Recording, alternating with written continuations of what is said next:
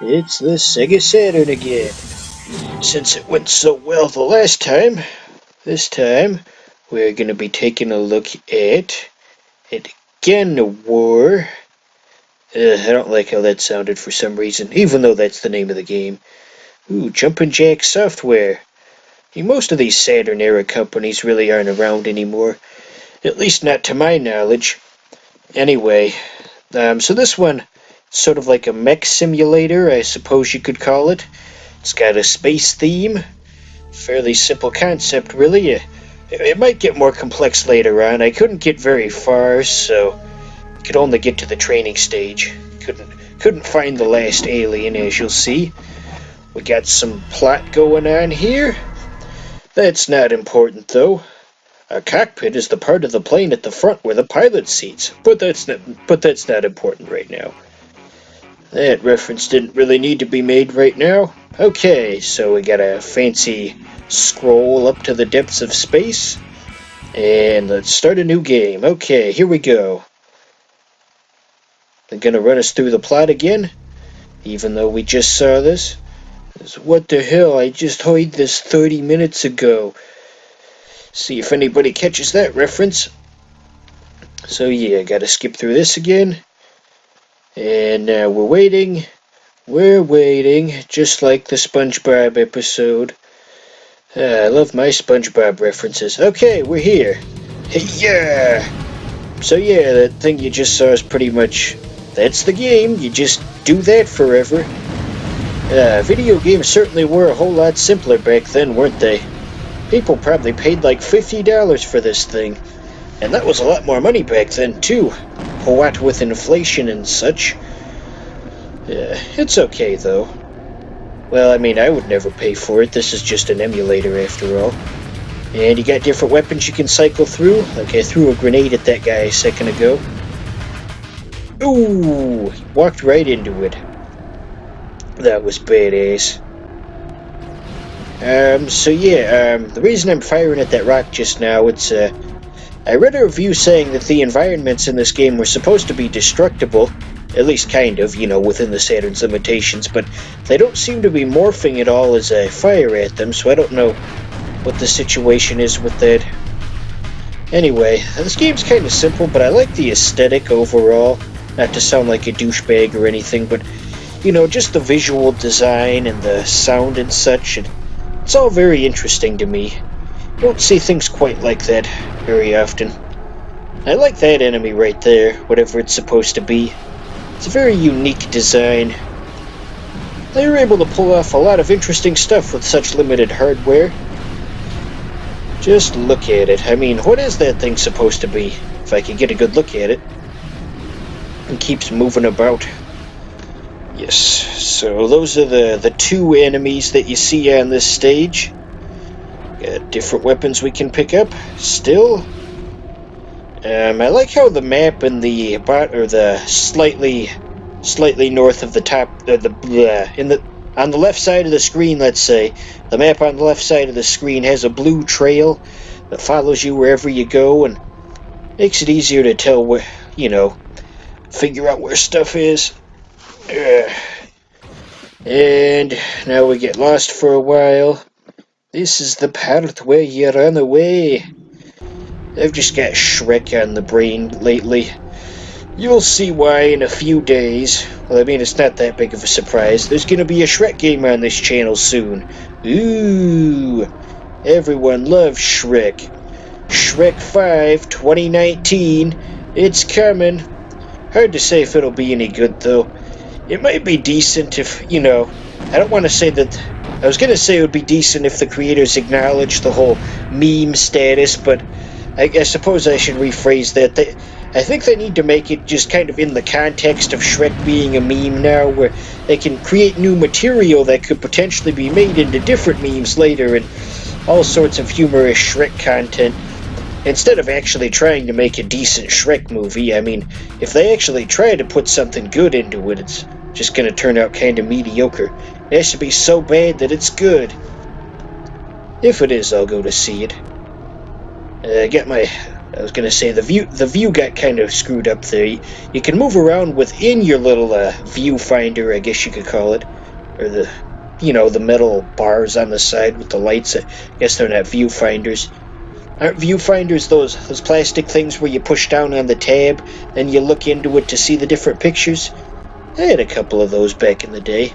It's one for one of the live action Batman movies. I think it was the crappy one where Arnold Schwarzenegger plays Mr. Freeze. I do not know what they were thinking when they came up with that one. You constantly make ice puns and oh man, that movie. Well, I mean, I never actually saw the whole thing, but I saw the Nostalgia Critic review of it probably 10 years ago already. Nostalgia Critic's been around for a while now.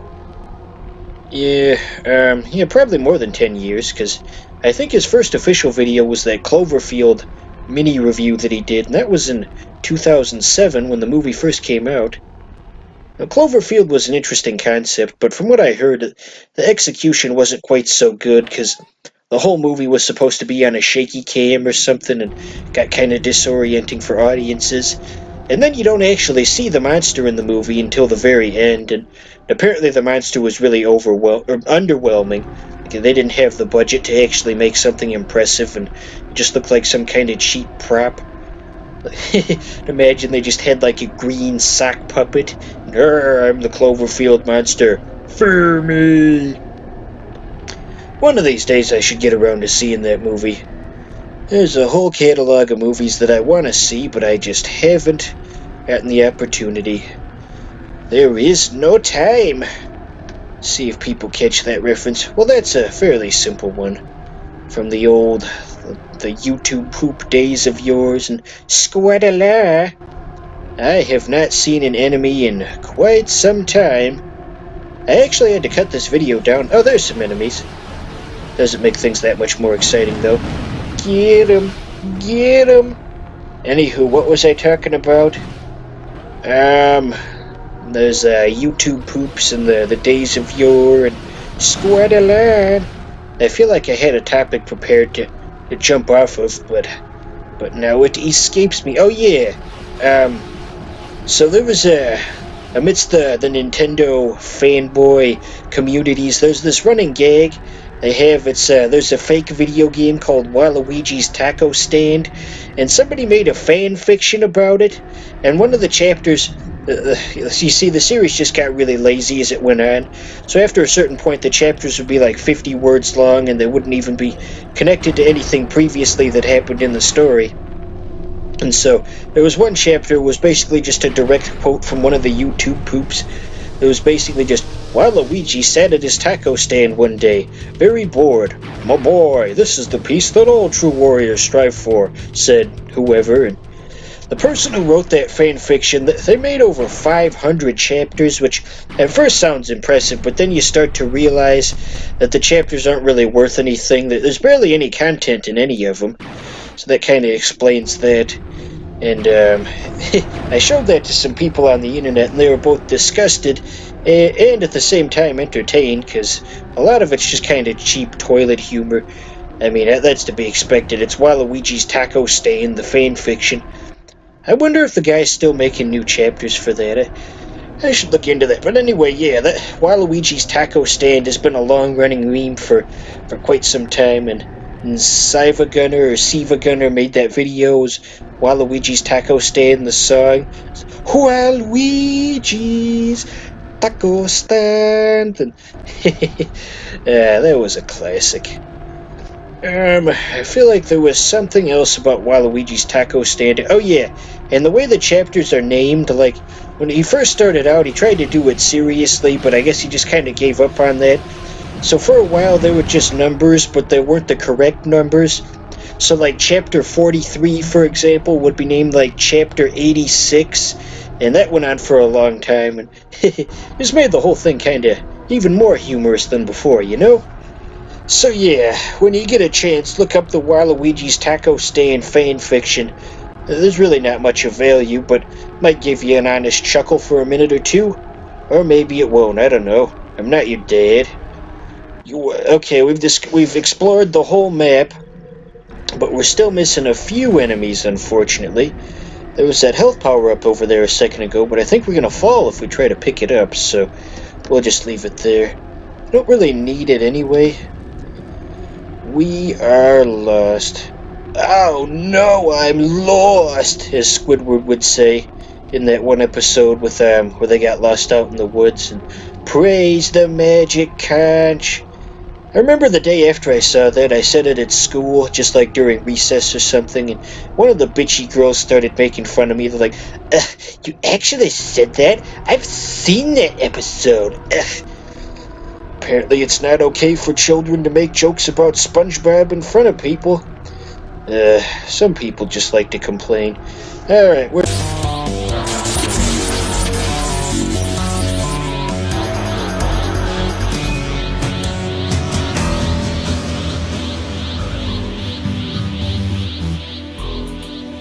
And so, the demonstration has been made.